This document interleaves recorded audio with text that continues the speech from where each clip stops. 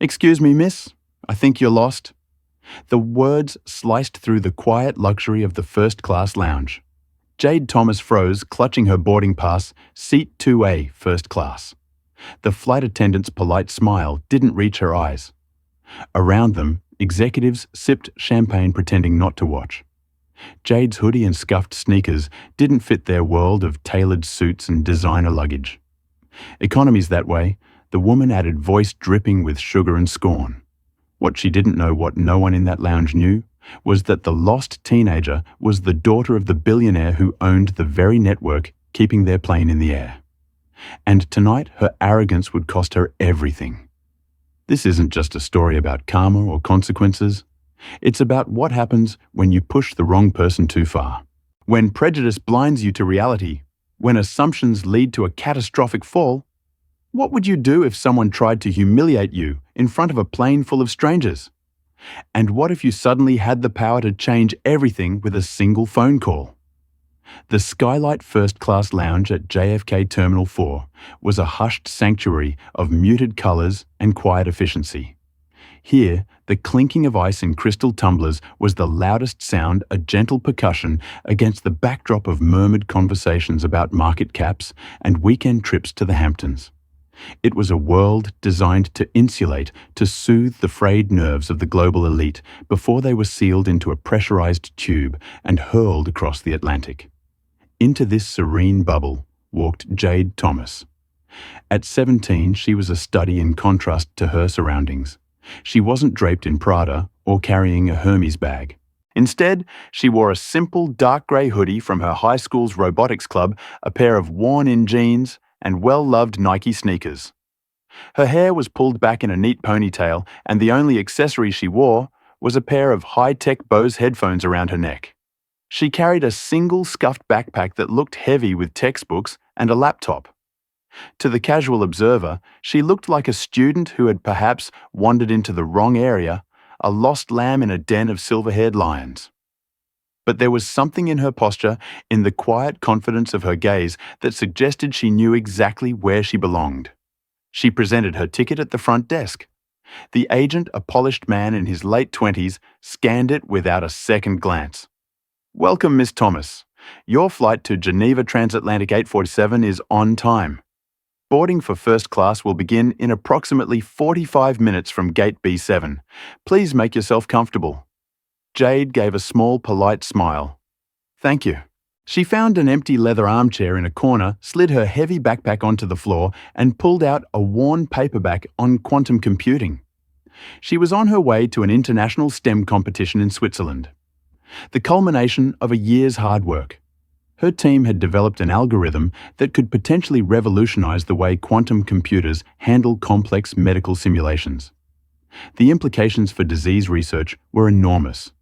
She was nervous, excited, and completely focused on the complex equations in her book. Tomorrow, she would be presenting their findings to some of the brightest minds in the field. The weight of that responsibility pressed against her chest, making her breath come a little quicker.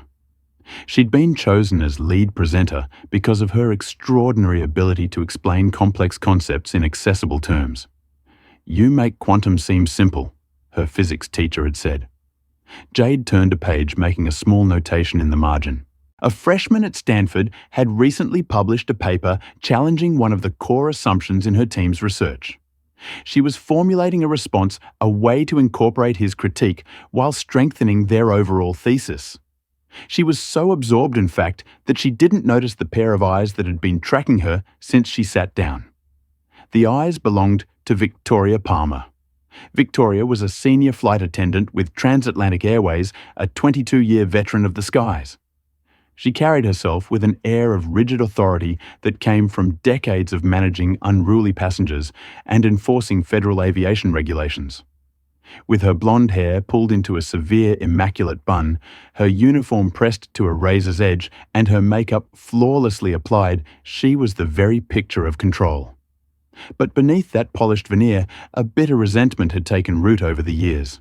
She served the world's wealthiest people, smiling as she poured their champagne and fluffed their pillows, all while drowning in credit card debt and struggling with a mortgage she could barely afford. Her ex-husband had left her for a younger woman 3 years ago, and her son's college tuition was coming due. The unfairness of it all, of serving people who had never known a moment's financial anxiety, had curdled something inside her. She saw Jade, and her mind, a well-oiled machine of snap judgments, immediately categorized her. Charity case, it sneered.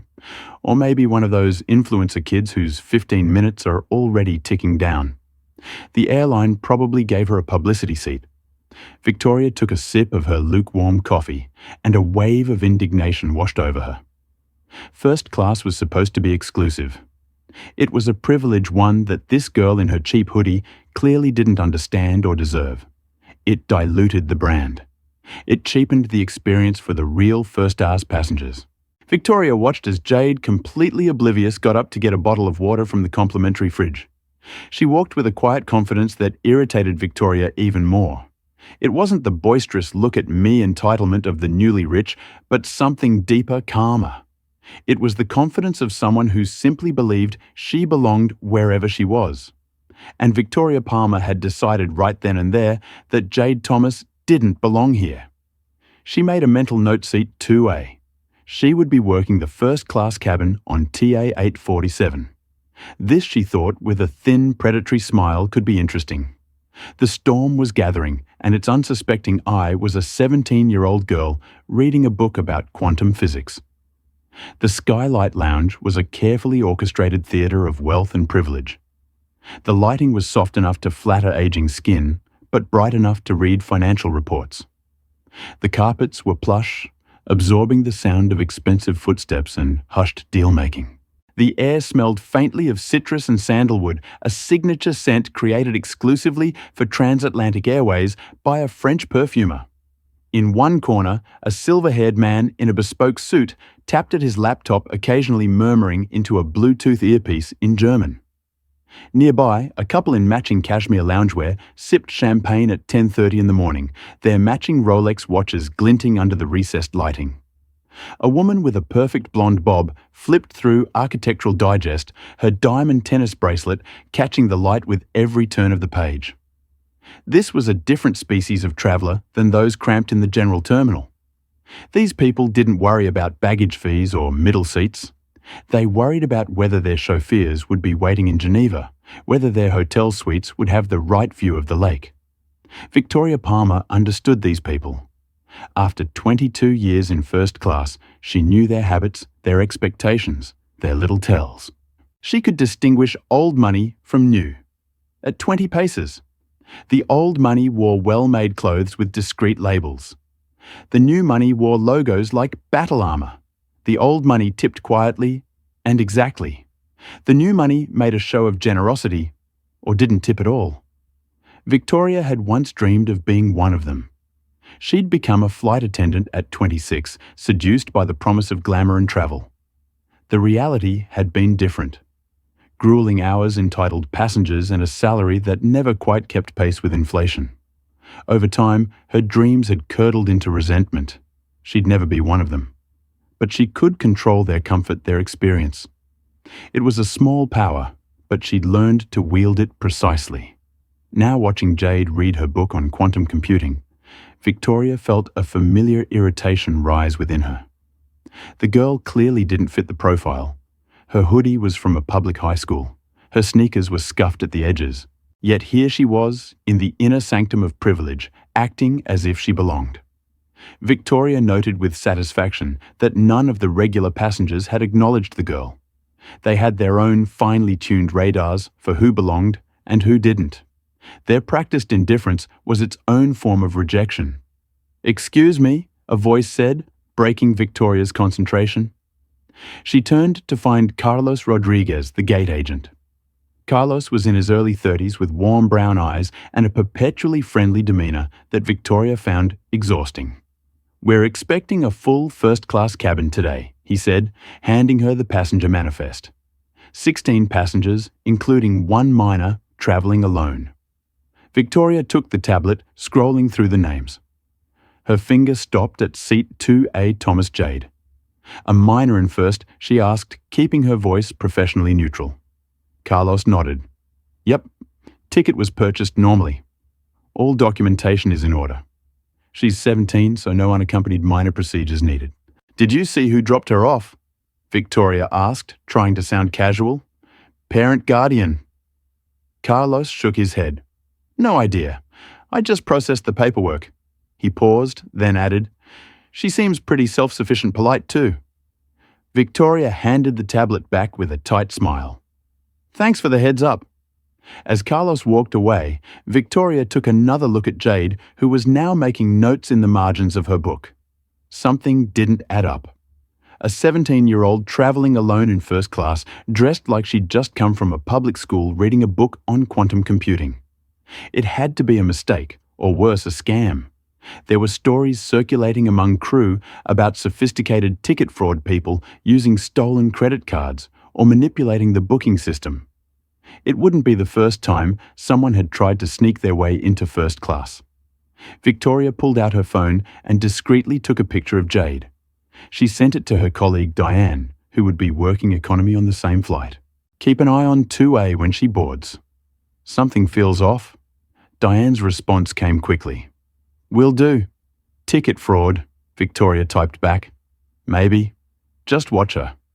She put her phone away and straightened her uniform jacket. She had 20 minutes before she needed to be at the gate for pre-boarding. 20 minutes to observe the anomaly in seat 2A. Across the lounge, Jade remained absorbed in her book, unaware that she was being scrutinized, unaware that in the mind of Victoria Palmer, she had already been tried and found wanting. Unaware that a simple flight to a science competition was about to become something far more complicated, an older man sitting nearby glanced at Jade's book, his eyebrows rising slightly in interest. Unlike Victoria, his reaction was one of curiosity rather than suspicion. Excuse me? He said, his voice carrying the measured cadence of someone accustomed to being heard in courtrooms. Is that Dawson's quantum computing theoretical approaches? Jade looked up, momentarily surprised by the interruption. Yes, it is. You're familiar with it. My wife was a physicist at Columbia for 30 years, he replied with a small smile. Some of it rubbed off on me. Jackson Williams, he added, extending his hand. Jade Thomas, she responded, shaking his hand. Your wife's work. What was her specialty? Quantum coherence, he said. She would have loved to see the progress being made in applying quantum theory to practical computing problems. They chatted briefly about recent developments in the field. Judge Williams asking thoughtful questions that revealed his layman's but genuine interest in the subject. Victoria watched this interaction from across the lounge, her irritation deepening. The distinguishable-looking man was treating this teenager as an intellectual equal. Another data point that didn't fit Victoria's narrative. Their conversation ended as the boarding announcement for Transatlantic 847 echoed through the lounge. Judge Williams nodded politely to Jade before gathering his belongings. Perhaps we'll continue our discussion on the flight. I believe I'm in 4C. I'd like that, Jade replied, slipping her book into her backpack. Victoria stood smoothing her uniform as she prepared to head to the gate. This unexpected interaction had only strengthened her resolve to keep a close eye on the girl in 2A. Something still felt off, and Victoria Palmer prided herself on her instincts about passengers. In 22 years, she had developed what she considered an infallible sense for who belonged in first class and who didn't. And Jade Thomas, in Victoria's judgment, definitely didn't belong. The boarding call for Transatlantic 847 echoed through the lounge. Jade packed her book, shouldered her backpack, and made her way to the gate. She joined the short priority queue standing behind a man in a tailored Italian suit who was loudly closing a deal on his phone. When she reached the gate agent, she handed over her passport and boarding pass. Carlos smiled in recognition. All set, Miss Thomas. Have a great flight. As the scanner beeped its approval, a sharp feminine voice cut through the air. Just a moment.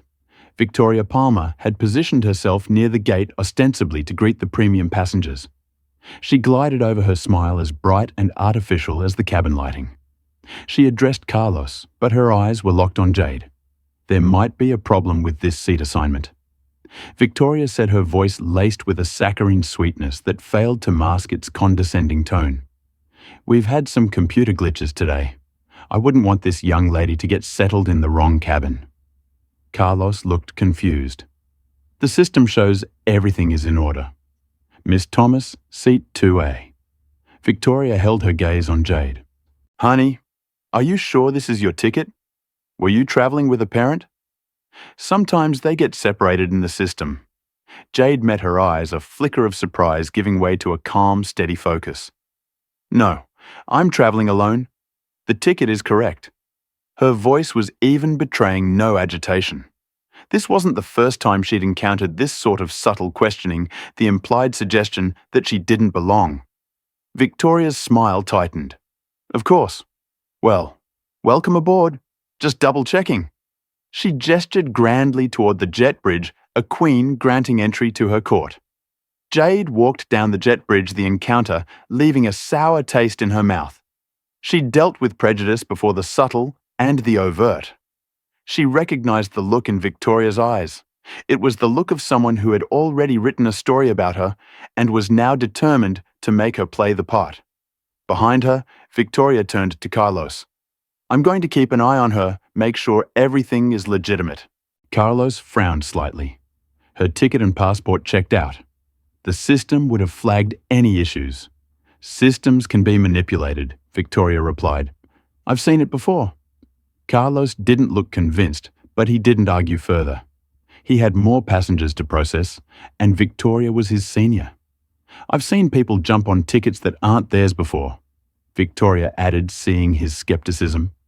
Just last month we had that TikTok prankster trying to sneak into first with a photoshopped boarding pass. Carlos nodded reluctantly, now slightly less sure of his position.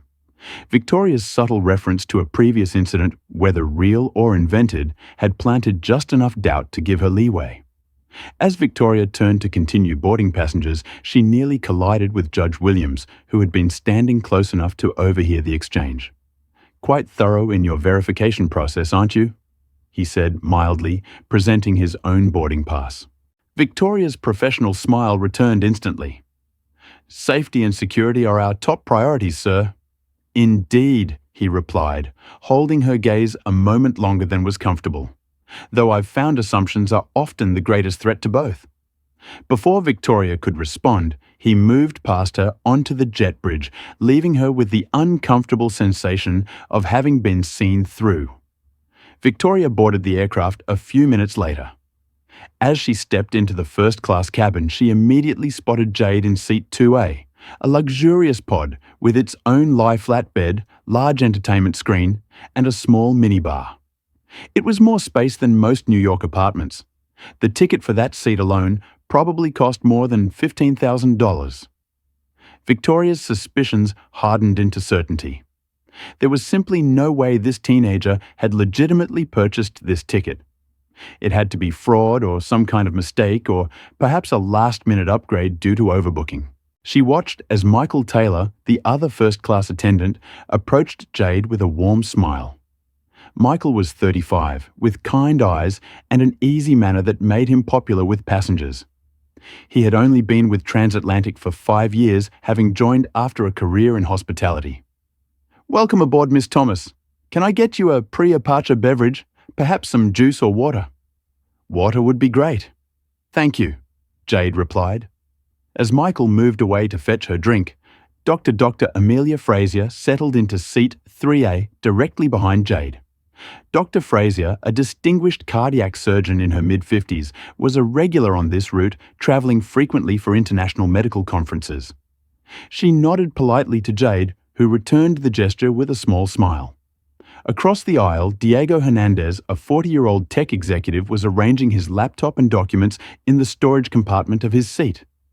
He glanced over at Jade, noting her robotics club hoodie with professional interest.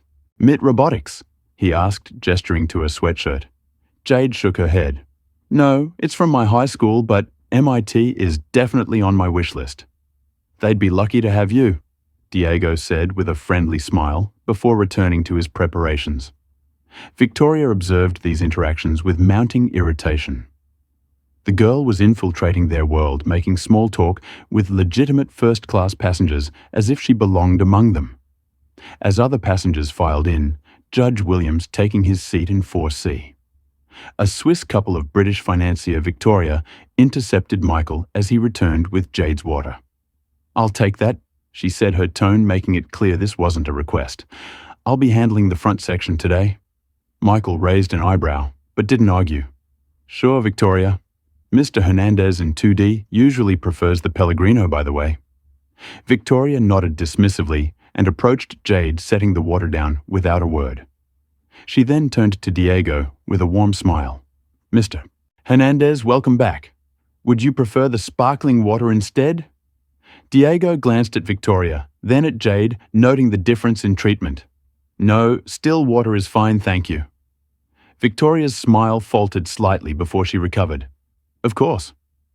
And how is your family? Is your wife joining you in Geneva this trip?" "Not this time," Diego replied, his tone cooler than before. In seat 3A, Dr. Fraser observed the interaction with a slight frown. Having flown first class for years, she was finely attuned to the subtle dynamics of cabin service. Victoria's behavior toward the young woman in 2A struck her as oddly pointed. From behind Dr. Fraser, a quiet voice spoke. First time flying transatlantic. Dr. Fraser turned to find Judge Williams looking at her with a knowing expression. "No, I fly this route monthly for conferences," she replied. "You often enough to recognize when someone is being singled out," he said, softly, inclining his head subtly toward the interaction between Victoria and Jade. Dr. Fraser nodded almost imperceptibly. "I was thinking the same thing."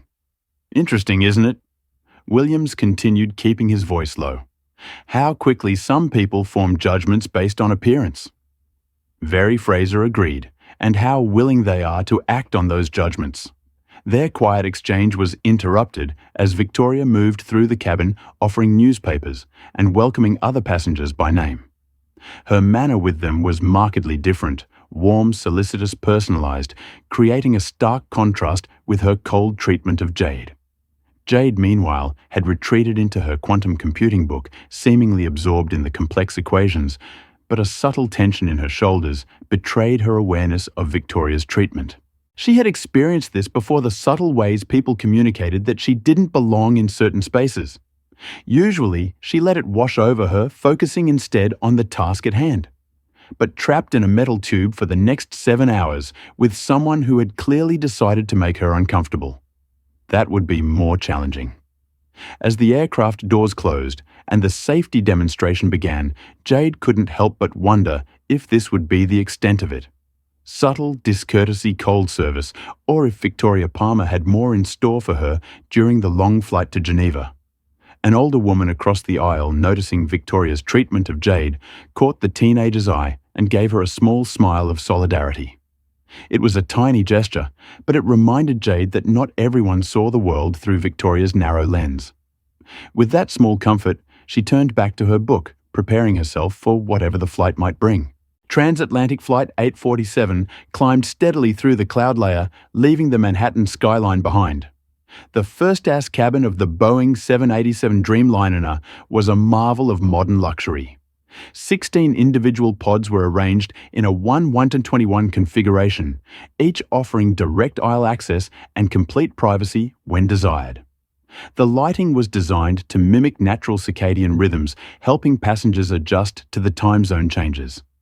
The air was filtered through a special system that maintained optimal humidity and removed 99.97% of airborne particles. For most passengers, this environment represented the pinnacle of air travel, a cocoon of comfort that made the 7-hour journey to Geneva feel almost civilized. For Jade Thomas, it was quickly becoming an exercise in maintaining dignity under subtle assault. Once the seatbelt sign was turned off, the meal service began. Victoria moved through the cabin with practiced efficiency, her manner warm and attentive, except when she reached seat 2A. There, her demeanor underwent a subtle but unmistakable shift. Now she began her tone that of a teacher addressing a slow student. "Our menu tonight is quite sophisticated. It can be a little overwhelming for someone who isn't used to fine dining." She handed Jade the leather-bound menu with 2 fingers, as if reluctant to make contact. The chef's selection is the pan-seared halibut with a saffron risotto. Or if that's too adventurous, we do have a simple chicken breast available. Jade looked at the menu, her expression neutral, despite the condescension. I'll have the Filt Minion medium rare with the truffle mac and cheese, please. Victoria's perfectly plucked eyebrows rose a fraction of an inch. She typed it into her tablet with a series of sharp, deliberate taps. An excellent choice, she said, the words stripped of any genuine approval. In seat 2D, Diego Hernandez had observed the interaction while pretending to review documents on his tablet. He caught Jade's eye briefly and gave her a small nod of solidarity. The charade continued throughout the meal service. Jade's water glass remained empty just a minute longer than anyone else's. Her bread roll was cold, while others received warm ones. When she asked for a blanket, Victoria brought one that was still in its plastic wrapper and practically tossed it at her, saying, "Here you go. Try not to make a mess." The other passengers were beginning to notice. Dr. Fraser exchanged a glance with Judge Williams, who shook his head slightly in disapproval. Michael Taylor looked increasingly uncomfortable, trying to compensate by being extra attentive to Jade when Victoria's back was turned. A young woman in her 20s, sitting in 1B, had been watching the interactions with growing discomfort. Nicole Parker, a marketing executive for a tech company, finally spoke up when Victoria was collecting Jade's barely touched appetizer. "Excuse me," she said quietly. "I think she was still working on that." Victoria's smile tightened. "My apologies. I assumed she was finished since she hadn't touched it in some time." "I was just reading," Jade said mildly. "But it's fine. I was done." Nicole frowned, but didn't press further. As Victoria moved away, Nicole leaned across the aisle. "Is she always like that with you?" Jade gave a small shrug. "It's not a big deal. I'm used to it." "Well, you shouldn't have to be." Nicole replied firmly. "That's not okay." This brief exchange didn't go unnoticed by Victoria, who saw it as further evidence of the girl disrupting her carefully managed cabin. This teenager wasn't just taking up space where she didn't belong. She was now turning other passengers against her. During a lull in the service, Michael approached Victoria in the galley. "Is everything okay?" he asked quietly. "You seem to be having an issue with the passenger in 2A. Victoria stiffened. "I'm watching a potential security concern." Security concern. Michael's confusion was genuine. She's a teenager reading a quantum physics book. You don't find it suspicious? A minor traveling alone in first class wearing clothes from a public high school. Michael stared at her. "No, I don't. Her ticket is valid. She's been nothing but polite." Victoria's voice dropped to a whisper. "I've been doing this job for 22 years. I know when something isn't right. That seat costs more than some people make in 6 months. She's either traveling on someone else's ticket or it's fraud. That's a serious accusation, Victoria. Maybe she's just a bright kid from a well-off family." Victoria scoffed. "Look at her. Does she look like she comes from money?" The implication hung in the air between them. Michael's expression hardened. "I need to check on Mr. Williams," he said, turning away from her. As Michael walked back into the cabin, he caught Dr. Frazier's eye. The surgeon beckoned him closer with a discreet gesture. "Is everything all right with the senior attendant?" she asked, keeping her voice low. "Her behavior toward the young woman in 2A seems targeted." Michael hesitated, professional discretion warring with his obvious discomfort. "I'm sorry if the service has been uneven, Dr. Fraser. I'll make sure everyone receives the same standard of care." Dr. Frazier nodded, understanding the delicate position he was in. "I'm sure you will, Michael. Thank you." Meanwhile, Judge Williams had been observing the situation with increasing concern. Having spent decades on the bench, he was adept at reading people in situations. What he was witnessing wasn't merely poor service. It was a pattern of deliberate microaggressions. As a black man who had risen through the ranks of a predominantly white legal system, he recognized the signs all too well. "I've seen this movie before," he murmured to Dr. Fraser. "As have I," she replied quietly. "Though usually in hospital boardrooms, not aircraft. One would think that in 2025, we'd have moved beyond this." Williams said, his tone resigned.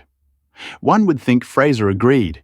And yet they both watched as Victoria returned to the cabin, making a show of checking on each passenger, asking the Swiss couple if they needed anything, chatting amiably with the British financier about London restaurants, ensuring Judge Williams had the correct vintage of wine. When she reached Jade, her manner changed again. Finished, she asked curtly, gesturing to the remains of Jade's meal.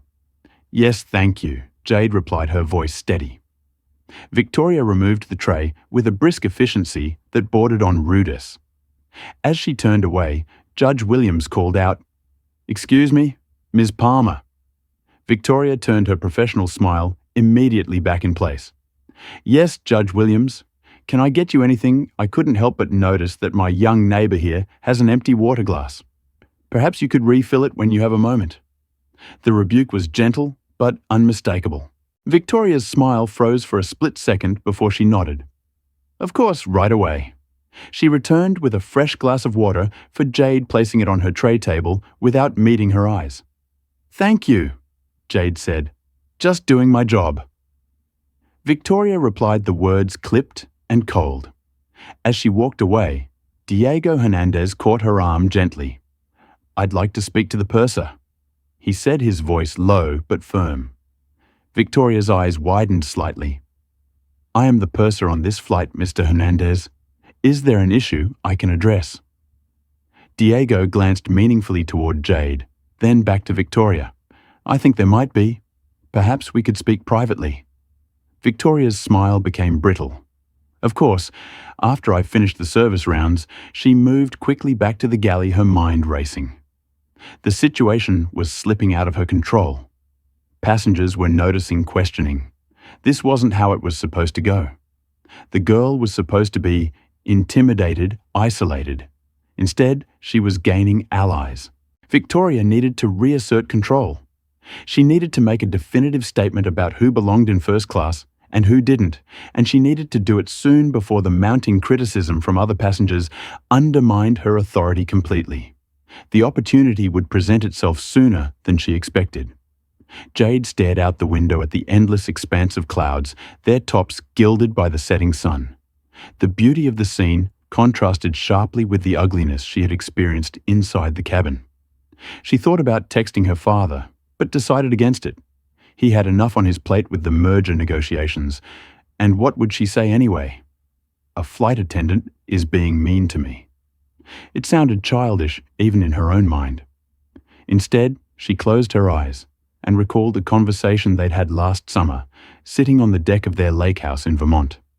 "Dad," she had asked, watching a pair of eagles circle high above the water, "do you ever get tired of proving yourself?" Jonathan Thomas had looked at his daughter, understanding immediately what she was asking. At 45, he was one of the most successful tech entrepreneurs in the country, the founder of Quantum Nexus Technologies, a company that had revolutionized satellite communications and computing infrastructure. Yet he still encountered boardrooms where he was the only blackface. Still endured subtle questions about his credentials, still saw surprise in people's eyes when they learned who he was. "It's not about proving yourself to them, Jade," he'd said, his deep voice thoughtful. "It's about knowing yourself so well that their doubt can't touch you." "But it does touch me," she'd admitted. "When people look at me like I don't belong in advanced physics, or when they assume I got into Stanford because of diversity quotas rather than my GPA. He had nodded, his eyes sad but resolute. "I know, sweetheart, and it's not fair. But here's what I've learned. Dignity isn't negotiable. It's not something others can give or take away. It's something you carry inside you. How do you not get angry?" "Oh, I get angry." He'd laughed, the sound warm and genuine. "But I choose when and how to show it. Anger is like fire. It can warm your house or burn it down. The trick is controlling the burn. So what do you do when people try to make you feel small?" He had looked at her, his expression serious. "I remember who I am. Not just my achievements or my bank account, but my character. And then I make a decision about whether this is a battle worth fighting or a person worth educating. And if it is, then you stand your ground. Not with shouting or threats, but with the quiet certainty that you belong wherever you decide to be. Power isn't about dominating others, Jade. It's about refusing to let others dominate you." He had paused, then added, "But there are times when you need to draw a clear line. When someone is deliberately trying to humiliate you to strip away your dignity, you don't turn the other cheek. You establish a boundary firmly and without apology." A more recent conversation flickered through her mind, one they'd had just after she was accepted to Stanford's pre-ol program. "You know, people will question whether you earned it," her father had said, helping her pack for the summer session. "I know," she'd replied, folding a robotics team t-shirt. "They always do, and it will hurt every time," he acknowledged. "That's the part no one tells you. It never stops hurting." She'd looked up, surprised by his candor. "So how do you deal with it?" "You remember that their doubt says more about them than it does about you," he'd said. "And then you do what you've always done. You excel anyway." He'd sat beside her on the bed, taking her hand in his. "But I want you to know something important, Jade. While I'll always encourage you to fight your own battles, there are moments when it's okay to call for backup. When someone is deliberately trying to humiliate you to make you feel less than human, you call me immediately." "Dad, I can handle." "I know you can," he'd interrupted gently. "But you shouldn't have to, not alone. That's what family is for. We stand together against those who would diminish any one of us." The memory faded as Jade opened her eyes, returning to the reality of the first-class cabin and Victoria Palmer's thinly veiled hostility. Her father's words echoed in her mind. Dignity isn't negotiable. She had been patient. She had been polite. She had ignored the slights and maintained her composure. But Victoria wasn't backing down. If anything, her behavior was escalating, becoming more obvious, more deliberate. Jade realized she might need to draw that line her father had spoken about. The question was how and when. Across the aisle, Diego Hernandez watched the young woman with quiet admiration. As a Latino who had climbed the corporate ladder at one of Silicon Valley's most competitive firms, he recognized the particular strain of maintaining composure in the face of prejudice. He had experienced similar treatment earlier in his career, the assumptions, the subtle exclusions, the need to be twice as good just to be considered equal. What bothered him most about the current situation was the flight attendant's blatant targeting of someone who was essentially still a child.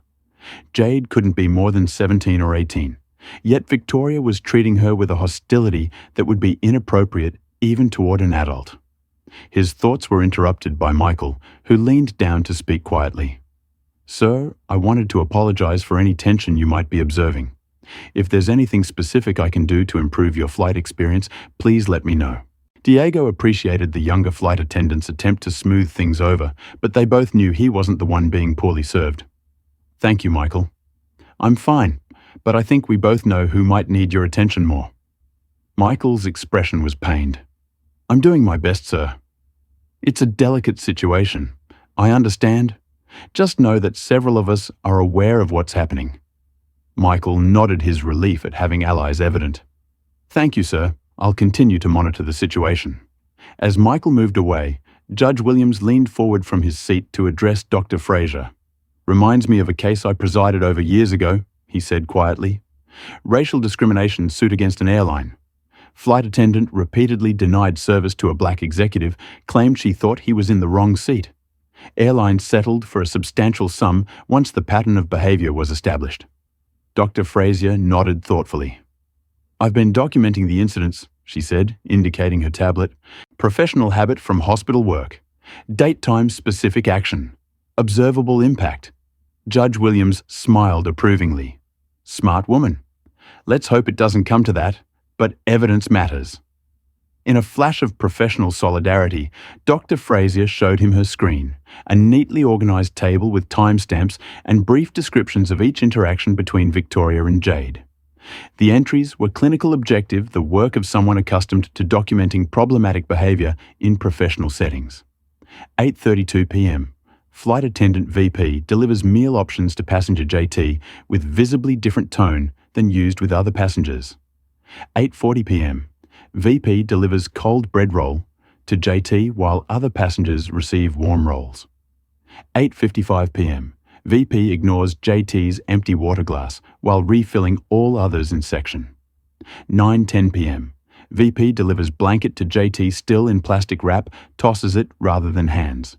It makes comment about not making a mess. Judge Williams nodded appreciatively. Thorough and specific. If this escalates, that documentation could be crucial. The atmosphere in the first-class cabin had taken on a strange tension, a collective awareness that something was wrong, combined with the peculiar social paralysis that often accompanies public instances of prejudice. Most passengers were pretending not to notice while simultaneously watching carefully. A few, like Dr. Fraser Judge Williams and Diego Hernandez, had moved beyond observation to quiet alliance.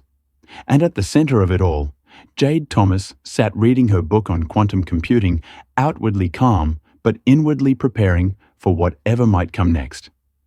She briefly considered using the aircraft's Wi-Fi to text her father just to let him know what was happening.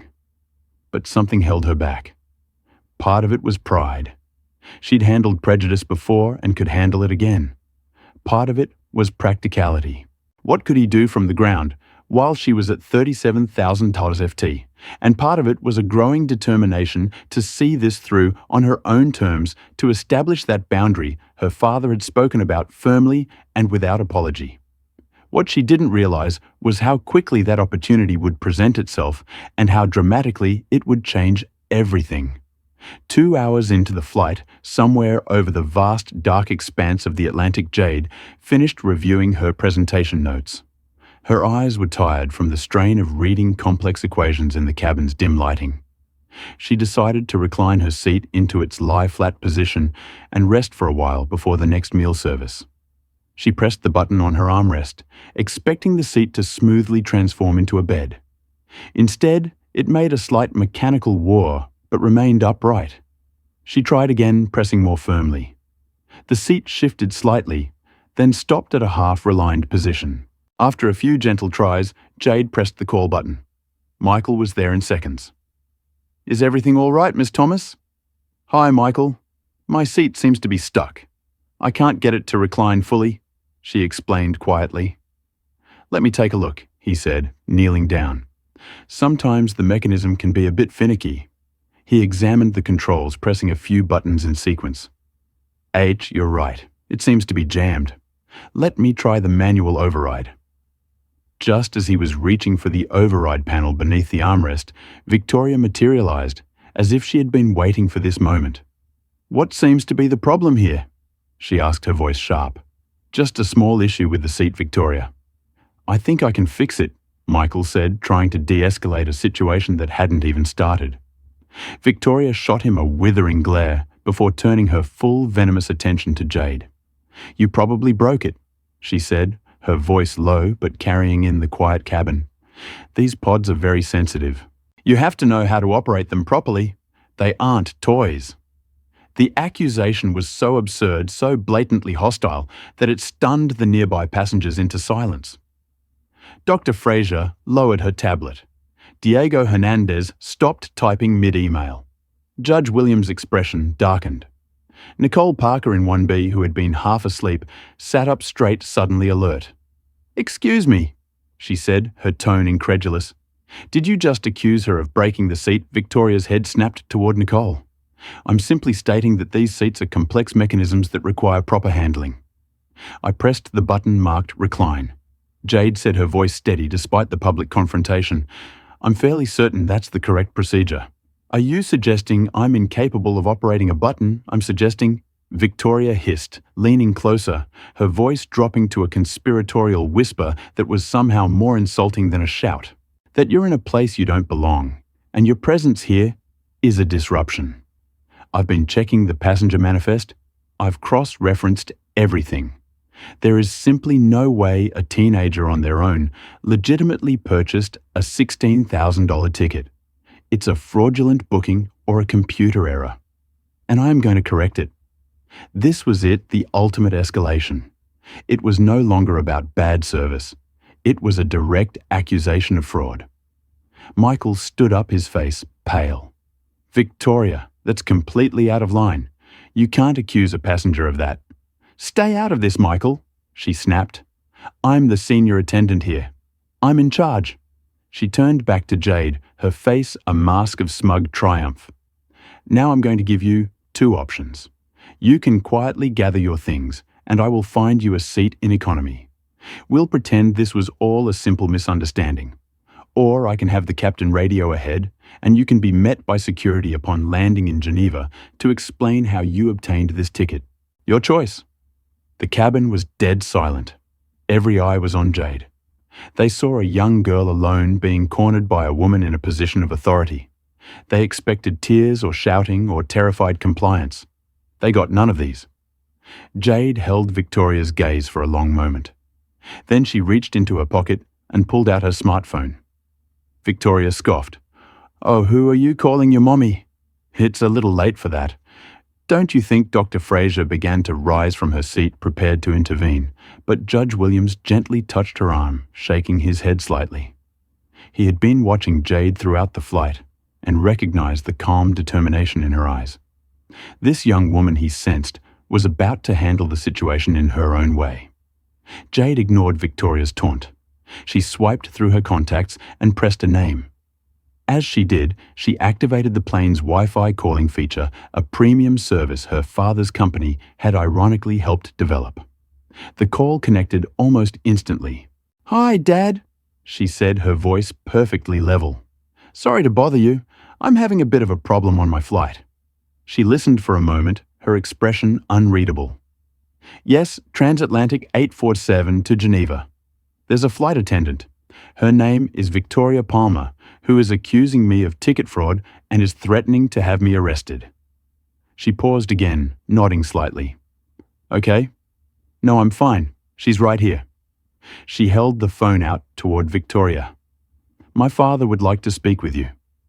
Victoria Palmer looked at the phone as if it were a venomous snake. A flicker of uncertainty crossed her face, but her arrogance quickly reasserted itself. Who could this girl's father possibly be? Some mid-level manager who would shout a bit and then back down. She snatched the phone from Jade's hand. "This is Victoria Palmer, senior flight purser," she said, her voice dripping with a vicious self-importance. "To whom am I speaking?" She listened. The smug expression on her face began to waver. It slowly melted, replaced by confusion, then disbelief, and then finally by the dawning, gut-wrenching horror of pure, unadulterated terror. Her face went white, then a sickly shade of grey. The hand holding the phone began to tremble visibly. "Yes, sir," she whispered, her voice barely audible. I understand, sir?" "No, sir." "Of course. Right away, sir." She handed the phone back to Jade, her hand shaking so badly she could barely hold it steady. She stared at Jade, not as a misplaced teenager, but as if she were looking at an avenging angel. She had just crossed a line she never even knew existed, and she was about to fall into the abyss. Diego Hernandez, watching this transformation, found himself both fascinated and disturbed. He had seen corporate power plays before, had witnessed the sudden shift when someone realized they had picked a fight they couldn't win. But the complete collapse of Victoria Palmer's arrogance was something else entirely. It was the look of someone who had just seen their career, their identity, their entire future vaporize in the span of a single phone call. The man on the other end of the phone was Jonathan Thomas. To the world. Jonathan Thomas was a titan. He was the founder and CEO of Quantum Nexus Technologies, a tech conglomerate that had its hands in everything from satellite communications to AI development and private aerospace ventures. He was a regular on the covers of Forbes and Wired, a self-made billionaire who had built an empire from a garage in Boston. His name was synonymous with innovation disruption and immense world-altering power. He was a man who could get the President of the United States on the phone in under a minute. An airline CEO was a small fry. When Jade called, he had been in a late-night board meeting in New York, finalizing the details of a multi-billion-dollar acquisition. His phone, which was usually silenced and handled by an assistant, was on the table in front of him, set to a special mode where only one number could get through his daughters. When it rang, he paused the meeting mid-sentence, held up a hand to his board of directors, and answered immediately. Jade, is everything okay?" He listened, his expression hardening from paternal concern to icy fury as she recounted Victoria's accusations. He heard the forced calm in his daughter's voice and knew she was handling it with the grace he'd taught her. But the thought of anyone anywhere threatening and humiliating his child made his blood run cold. When Victoria Palmer took the phone, her arrogant, self-important tone was like gasoline on a fire. "This is Victoria Palmer, Senior Flight Purser." "To whom am I speaking?" Jonathan's voice was quiet, almost gentle, but it carried the chilling weight of absolute authority. "Ms. Palmer, this is Jonathan Thomas. I believe you are on a plane that is currently using Quantum Nexus satellite hardware for its Wi-Fi and navigation systems, which my company owns. You are also on a plane whose engine turbines contain patented alloy components, which my company also manufactures, and you are at this moment threatening my daughter." Silence. He let the words hang in the air, allowing the full implication to sink in. "You have made a grave error in judgment. Miss Palmer," he continued, his voice dropping even lower, colder. "You are not fit to serve the public, let alone wear a uniform that represents customer service. Your career with Transatlantic is over. That is not a threat. It is a statement of fact that will be executed in the next 5 minutes. Now give the phone back to my daughter."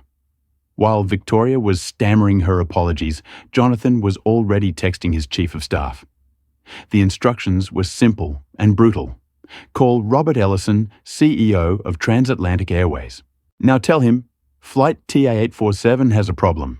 My daughter is being harassed by a flight attendant named Victoria Palmer."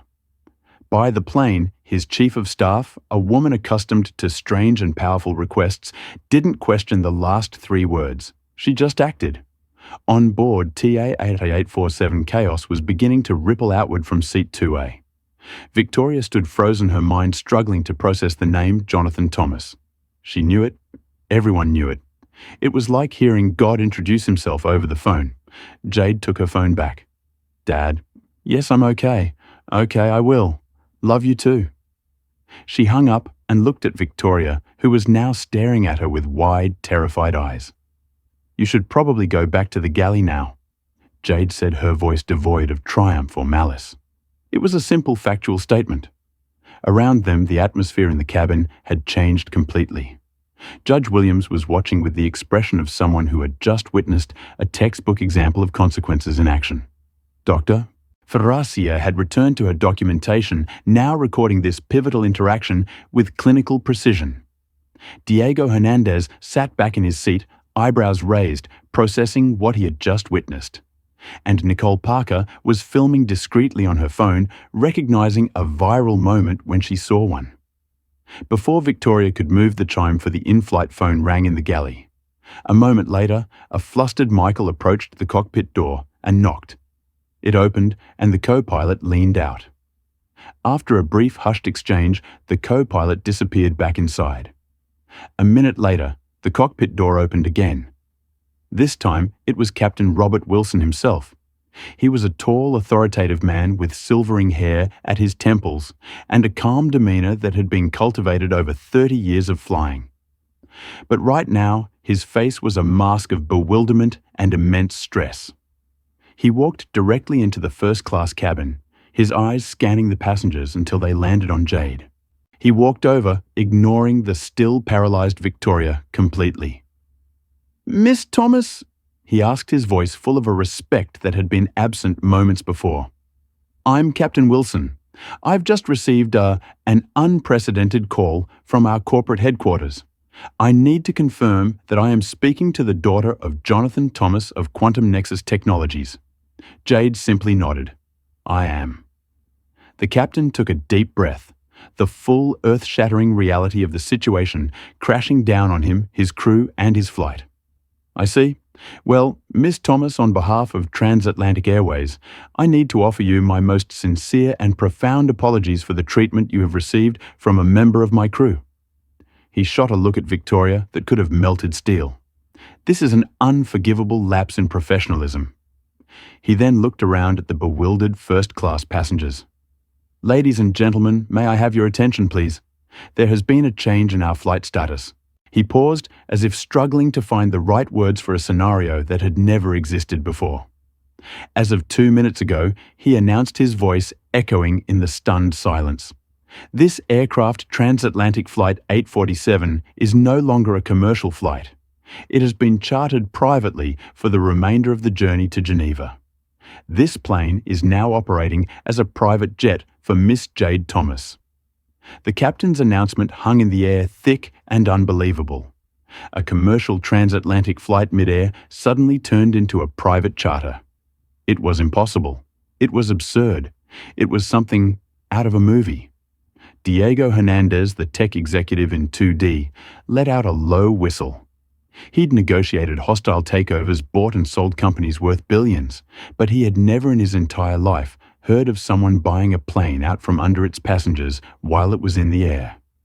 The sheer audacity, the raw, unapologetic display of power, was breathtaking.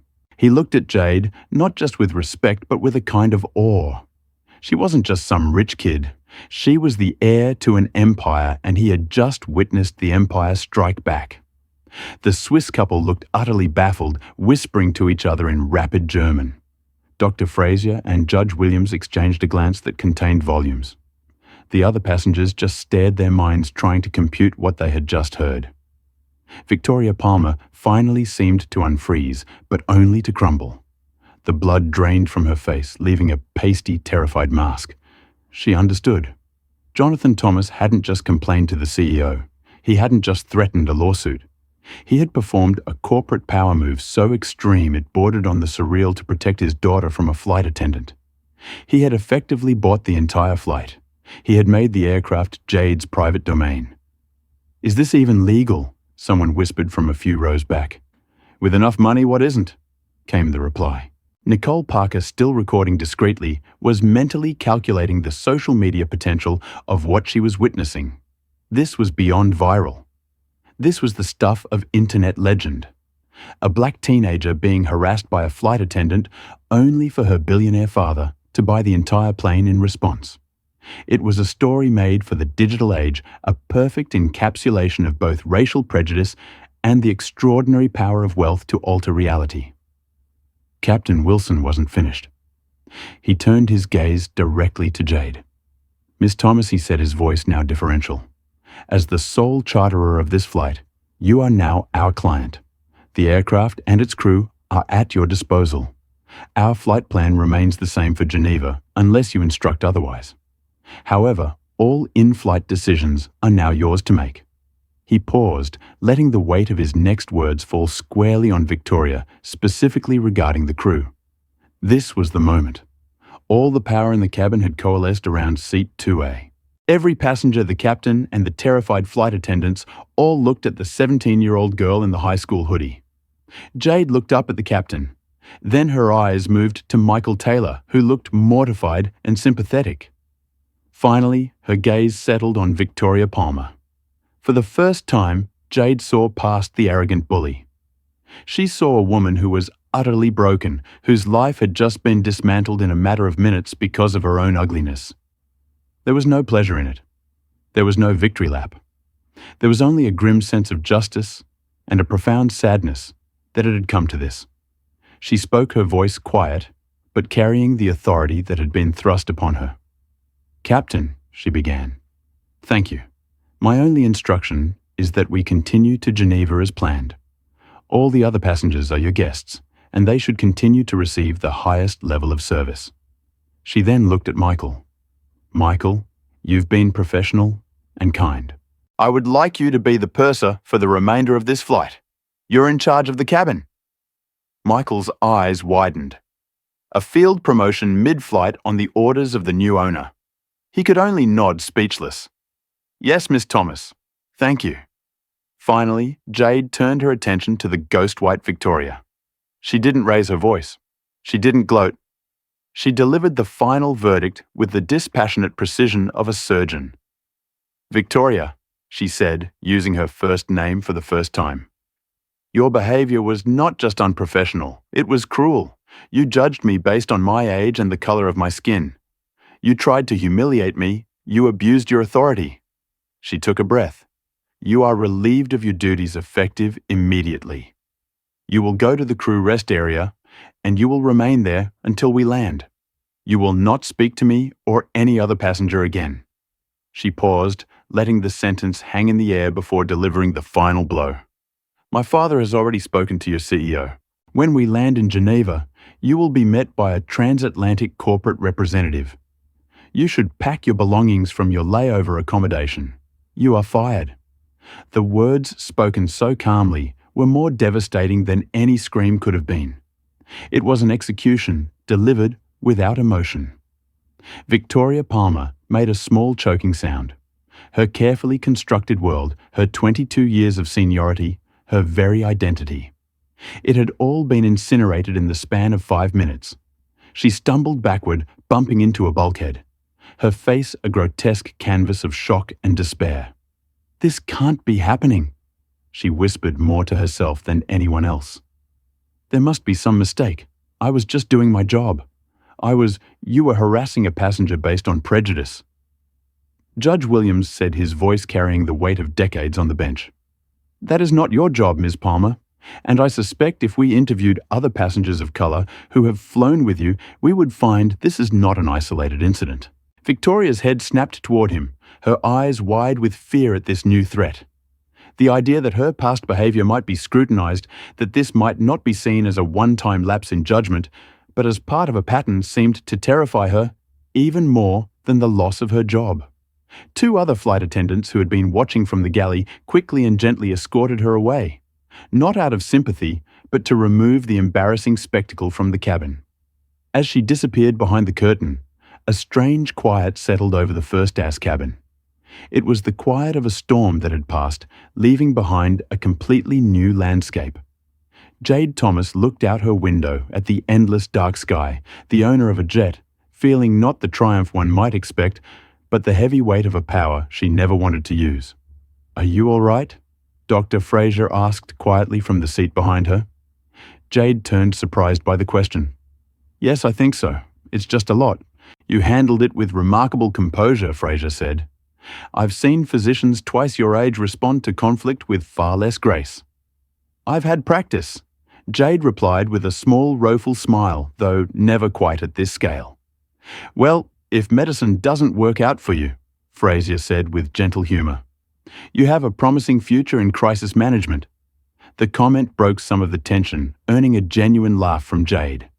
Around the cabin, other passengers seemed to relax slightly as well, the atmosphere shifting from shock to something approaching normally, albeit a new normal, where a teenager had just fired a flight attendant mid-flight after her father purchased the plane. As Michael began organizing the cabin service with his newfound authority, passengers started discussing what they had witnessed in hushed tones. The Swiss couple kept glancing at Jade with a mixture of awe and confusion. Nicole Parker was typing furiously on her phone, presumably sharing her first-hand account with friends or colleagues. Jade found herself the center of attention in a way she had never experienced before.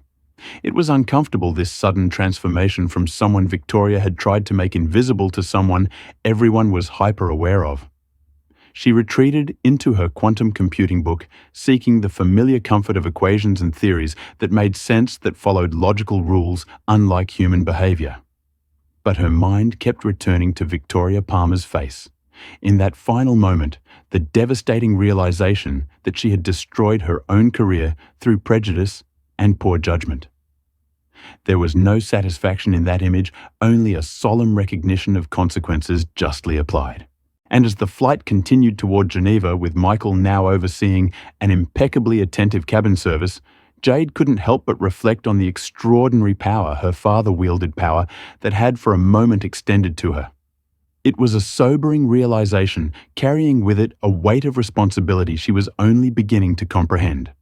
The quiet that followed Victoria's departure was thick with a peculiar tension. Not the hostility of before, but a stunned awareness that the passengers had just witnessed something extraordinary.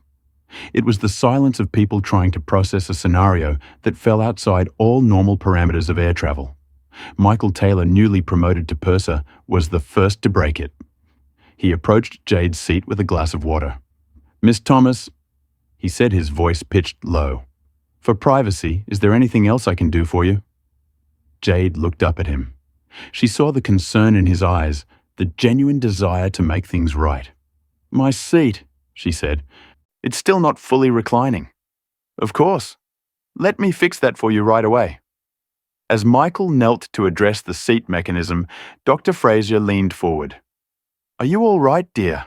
She asked softly. Jade turned to the older woman, recognizing the concern in her voice. I'm fine, thank you. Just a bit overwhelmed. Dr. Fraser nodded. Understandable. That was quite a situation. You handled it with remarkable composure. I didn't want to create a scene, Jade admitted. I just wanted to be treated like everyone else. Sometimes standing up for that basic dignity creates a scene. Dr. Fraser said, it's not your responsibility to make prejudice comfortable. From across the aisle, Diego Hernandez spoke up. Your father's response was impressive. Jade couldn't help a small smile. Dad doesn't believe in half measures. Clearly, Diego replied, his tone caught between admiration and disbelief. I've been in tech for 15 years. Your father is a legend. The Quantum Nexus satellite network revolutionized global communications. He started coding in our basement. Jade said, a note of pride creeping into her voice. Mom used to bring him sandwiches because he'd forget to eat. The simple, humanizing detail seemed to break some of the tension. Several passengers smiled. Judge Williams, who had been silently observing, finally spoke. Young lady, what you experienced today happens far too often, though rarely with such dramatic resolution. I hope you know that Victoria's behavior reflects only on her, not on you. Jade nodded. Thank you, sir. Michael stood up, having fixed the seat. There you go, Miss Thomas. It should recline fully now. Thank you, Michael. And please just call me Jade. As Michael moved away to attend to other passengers, Jade's phone buzzed with a text message. It was from her father. Everything okay now? Do you need anything else? She typed back. I'm fine, Dad. Thanks for the quick response, but did you really need to buy the plane? His reply came instantly. Technically, I only chartered it. Though by now, Nicole might have acquired a controlling interest in transatlantic. She gets enthusiastic. Jade shook her head, smiling despite herself. Nicole Reyes was her father's chief of staff, a brilliant former Wall Street executive with a reputation for executing Jonathan Thomas's directives with terrifying efficiency. You're unbelievable. She texted back, Love you too, sweetheart. Call me when you land. A follow-up text came through.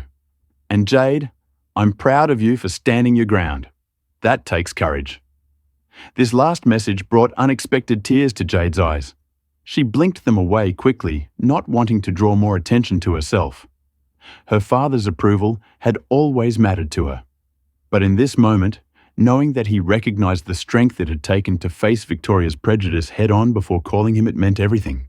Meanwhile, in the cockpit, Captain Wilson was on a secure line with Transatlantic's CEO, Robert Ellison. The conversation was one-sided, with the captain mostly listening and occasionally saying, Yes, sir. And understood, sir, when he returned to the cabin, his composed demeanor had been restored, though there was a new tightness around his eyes. Miss Thomas, he said, approaching Jade's seat, I've been instructed to inform you that a corporate representative will be meeting our flight in Geneva to personally address today's incident. Mr. Ellison, our CEO, has asked me to convey his deepest personal apologies. Thank you, Captain Jade replied. I appreciate that. I hope you understand that my issue was specifically with Ms. Palmer's behavior, not with Transatlantic as a whole. That's very gracious of you, the captain said, relief evident in his voice. If there's anything else you need during the remainder of our flight, please don't hesitate to ask. As he returned to the cockpit, Diego leaned across the aisle again. So, he said with a wry smile, what's it like to own a plane at 17? Jade laughed, a genuine sound that helped dissipate the last of the tension. Technically, my dad's the one who owns it or chartered it or whatever just happened. Still, Diego said, that has to be the most dramatic response to poor customer service in aviation history. My dad is protective, Jade said, searching for the right word. He doesn't tolerate people being mistreated, especially his family. With good reason, Dr. Fraser interjected, What that woman did was completely unacceptable. Indeed, Nicole Parker added, joining the conversation from across the aisle. I've faced my share of prejudice in corporate settings, but what she did was blatant and ugly. You know, Judge Williams said thoughtfully, there's something instructive in what we witnessed tonight. Most instances of prejudice go unchecked because the target lacks the power to force accountability. Exactly. Diego agreed. I've been in situations where I was clearly being treated differently because of my accent or my name, but I didn't have a billionaire father to call, which raises uncomfortable questions about justice. Williams continued, should accountability for prejudice depend on the target's access to power? Of course not, Dr. Frazier said firmly. But in the absence of institutional safeguards, sometimes individual power is the only recourse. That's what my dad always says, Jade offered. He believes in changing systems, not just punishing individuals, but he also says that sometimes you need to do both. As the conversation continued, Jade was struck by how quickly she had been accepted by these accomplished adults. An hour ago, she had been isolated, targeted, made to feel like an intruder. Now she was at the center of a thoughtful discussion about power prejudice and accountability. The transformation was dizzying. But even as she engaged with her fellow passengers, part of her mind wandered to Victoria Palmer, now confined to the crew rest area. What was going through her mind? Regret, anger, fear for her future. It was strange to think that a woman who had held such power over her comfort and dignity just hours ago was now effectively her employee, waiting in isolation for the consequences of her actions. The thought wasn't satisfying. It was sobering. Power could shift in an instant, but what mattered was how it was wielded. Her father had taught her that too. Meanwhile, on the ground, Nicole Reyes was orchestrating a corporate response that would be studied in business schools for years to come. Jonathan Thomas's initial directive by the plane had been slightly modified in execution. Instead of literally purchasing the aircraft, Quantum Nexus had acquired enough shares in Transatlantic Airways to demand immediate action. Robert Ellison, Transatlantic's CEO, had been pulled from a dinner with investors in London to deal with the crisis. When told that Jonathan Thomas's daughter had been harassed by one of his flight attendants, he had gone pale. Quantum Nexus not only provided critical communications technology to Transatlantic, but was also considering the airline for an exclusive corporate travel contract worth hundreds of millions. Within minutes, he had issued directives that transformed TA-847 into a private charter, effectively giving Jade Thomas complete authority over the aircraft. Victoria Palmer's termination was approved without question, and plans were made for damage control on a massive scale. By the time Jade's flight was halfway to Geneva, the incident had already become a case study in how quickly corporate priorities could shift when a powerful client was wronged. But in Seat 2A, Jade Thomas wasn't thinking about corporate machinations or power plays. She was thinking about her presentation tomorrow, about the equations in her book, and about how to navigate a world where her identity would always be a complex equation of its own, one that included not just her race and gender, but also the immense privilege of her family name. She wasn't naive. She understood that without her father's intervention, Victoria's behavior might have gone unchecked. The flight attendant might have continued harassing her, might even have had security waiting in Geneva. Her word against Victoria's with institutional power aligned against her. That realization was uncomfortable, not because she regretted calling her father. Victoria had crossed a line that demanded response, but because she knew that countless others faced similar prejudice without recourse, without a powerful advocate, without the ability to demand accountability. Penny for your thoughts? Judge Williams asked gently, noticing her pensive expression. I was just thinking about how different this might have played out if I didn't have my dad to call, Jade admitted. The judge nodded, understanding immediately. That's the burden of privilege, isn't it? Recognizing that the justice you received is often denied to others. So what do you do with that recognition? She asked. That Williams said with a small smile is the question that has defined my entire career, and I suspect it's one you'll be wrestling with long after this flight is forgotten. As the plane continued its journey across the Atlantic, carrying its unusual mix of passengers toward Geneva, Jade found herself in a strange new reality. The flight attendants now approached her with a difference that bordered on reverence. Fellow passengers regarded her with a mixture of curiosity and respect. And somewhere in the crew rest area, Victoria Palmer sat alone contemplating the ruins of her career.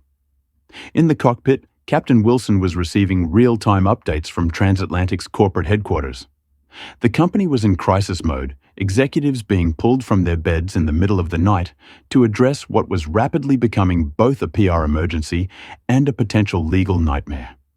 The stakes had escalated dramatically when they learned that Judge Williams was on board and had witnessed the entire incident. Back in New York, Jonathan Thomas had returned to his board meeting after ensuring his daughter's safety. When questioned about the brief interruption, he simply said, "A situation required my attention. It's been handled."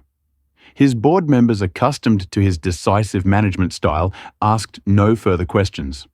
But news of what had happened was already beginning to spread through certain circles, carried by text messages from Nicole Parker and other passengers with connections in the business world.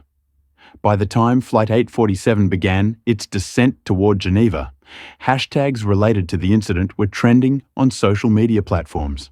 The first class. While Black and billionaire Justice were gathering thousands of posts per hour, fueled by Nicole Parker's cryptic but tantalizing posts about witnessing corporate karma in real time at $37,000 theft. For Jade, however, the remainder of the flight was surprisingly tranquil. After the confrontation with Victoria, she had finally been able to recline her seat fully thanks to Michael's adjustments. She had managed to get a few hours of sleep preparing herself for the competition ahead. When she woke, the cabin was quiet, most passengers either sleeping or working quietly on their devices. She found Judge Williams awake, reading a legal brief by the soft glow of his seat light. "How are you feeling?" he asked, noticing her stirring. "Better," she replied. "More rested." "Good. You have a big day ahead from what I understand. Some kind of scientific competition." Jade nodded. "An international STEM challenge. My team developed an algorithm for quantum computing applications in medical research." "Impressive." Williams said, genuine admiration in his voice. "You know my wife would have loved to discuss that with you." She was always excited about young women entering scientific fields. Was she a scientist herself, a physicist? Quantum coherence was her specialty. She passed away 5 years ago, but her work continues through her students. "I'm sorry for your loss," Jade said softly. "Thank you. She lived fully and left her mark on the world. That's all any of us can hope for." He regarded Jade thoughtfully. "You're on your way to doing the same, I think. Not just because of your scientific work, though. That's certainly important. But also because of how you carry yourself in moments like what happened today." "I just did what seemed right," Jade replied, uncomfortable with the praise. "That's precisely my point. Your instinct was to stand your ground with dignity, not to lash out or cower. That's a rare quality at any age, but especially at 17. Their conversation was interrupted by the captain's announcement that they were beginning their descent into Geneva. The cabin lights brightened gradually, and flight attendants moved through the cabin, ensuring that seats were upright and tray tables stowed. Michael approached Jade's seat, his manner professional but friendly. "We'll be landing in about 20 minutes. I mean Jade," he said. "Is there anything you need before we begin our descent?" "No, thank you, Michael. Everything's fine." He hesitated, then added in a lower voice, "I just wanted to say what happened earlier. It wasn't right. I should have intervened sooner." "You tried," Jade said. "I saw that." "Not hard enough," he replied, regret evident in his tone. Sometimes it's difficult to challenge a superior even when they're clearly wrong. But that's no excuse. We all have moments when we wish we'd done more. Judge Williams interjected gently. The important thing is learning from them. Michael nodded gratefully. I certainly have, and I'll be making some changes in how I handle similar situations in the future. As Michael moved away to prepare the cabin for landing, Dr. Fraser leaned forward from her seat. You know, she said to Jade, your father's dramatic response will likely overshadow everything else about this incident in the public eye. People love stories about the wealthy exercising power in unexpected ways. But I hope you understand that what matters most is how you handled yourself before that call with dignity and restraint, despite provocation. I agree, Diego added from across the aisle. The phone call made for good theatre, but your composure throughout was the real victory. Jade appreciated their perspectives, especially since they had witnessed the entire incident firsthand. But part of her still felt uncomfortable with the outcome. Not because Victoria didn't deserve consequences, but because the power dynamic that had enabled those consequences was itself problematic. As the aircraft touched down on the Geneva runway, Jade found herself wondering how this experience would affect her moving forward. Would it change how she saw herself? How others saw her?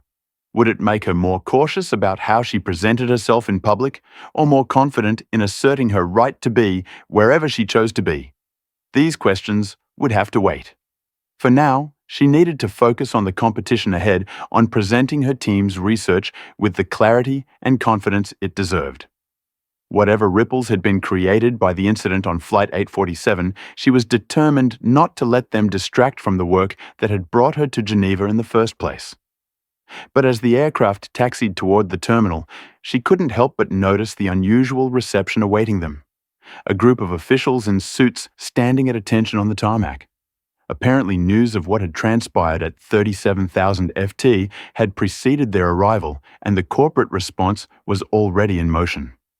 What Jade didn't yet realize was how dramatically her life was about to change. Not just because of her father's intervention, but because of how her own response to prejudice would resonate far beyond the confines of transatlantic Flight 847. The story of Jade Thomas and Victoria Palmer didn't end with a neat resolution or a perfect friendship. Life rarely offers such simple conclusions. Instead, it evolved into something more nuanced, a complex interweaving of consequences, growth, and unexpected connections. For Jade, the incident became a footnote in an increasingly impressive biography. Her team won the Gables Young Innovator Award, providing funding that accelerated their research significantly. By the end of her freshman year, she had co-authored 2 papers published in prestigious scientific journals. Her summer internship at Novartis transformed into an ongoing research position that she balanced with her studies. More importantly, Jade found her voice as both a scientist and an advocate. She spoke at schools in underserved communities, launched a mentoring program for young women of color interested in STEM fields, and advised companies on creating more inclusive environments. Her experience had given her a platform, and she used it thoughtfully to effect meaningful change. Transatlantic Airways underwent its own transformation. The training program developed with Victoria and Judge Williams was implemented company-wide, then adopted by other airlines and service industries. Robert Ellison, the CEO, made diversity and inclusion core components of the corporate culture rather than peripheral considerations. The changes weren't perfect, and progress wasn't always linear, but the commitment was genuine and sustained. As for Victoria Palmer, she never returned to the skies, but she found a new purpose in her work with Judge Williams Foundation. The training program they developed together reached thousands of customer service professionals, creating ripples of change throughout multiple industries. She lived more modestly than before, but with greater awareness and authenticity. What began as a moment of prejudice and confrontation had transformed into a catalyst for growth and change, not just for the individuals directly involved, but for the systems and institutions around them. It was a reminder that even our worst moments can become opportunities for transformation if we approach them with honesty, courage, and a willingness to learn. If this story resonated with you, please hit that like button and subscribe to our channel for more powerful narratives about overcoming prejudice, finding your voice, and creating positive change in the world. Share this video with someone who needs to hear that dignity isn't negotiable, and that standing your ground with grace is one of the most powerful tools we have against discrimination. Remember, it's not about having a billionaire father. It's about recognizing your own worth and refusing to let others define you by their limited perceptions.